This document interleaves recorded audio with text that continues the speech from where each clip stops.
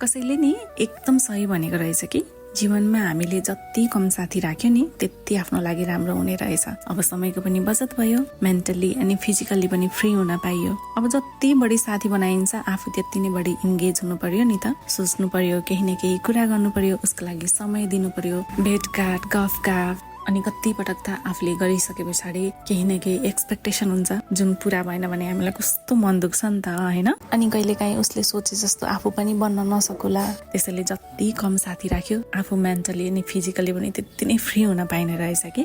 मैले भन्न खोजे होइन कि साथी बनाउँदै नबनाउनुहोस्। यदि राम्रो साथी छ तपाईलाई उसबाट जहिले पोजिटिभ भाइब्स आउँछ र जीवनमा हरेक कुरा गर्ने उत्साह मिलिरहेको छ भने मलाई त लाग्छ हामीले उसलाई आफ्नो जीवनमा अझ विशेष स्थान दिनुपर्छ। तर एकजनाको कोसिसले मात्र पनि मित्रता रहन्न है। सबभन्दा ठुलो कुरा त नि हामीलाई दुःख या आवश्यकता परेको बेलामा उसको साथ र हात पाइयोस्। कतै यस्तो नहोस् धेरै समय बितिसकेपछि नि हामीलाई अफसोस होस् मित्रता त मैले मात्र निभाएको रहेछु भनेर, या गलत मान्छेमा मैले आफ्नो समय पैसा या अन्य धेरै कुरा खर्चेको रहेछु भनेर। किनकि भनिन्छ बगेको खोला अनि बितेको समय फेरि फर्केर आउन्न रे।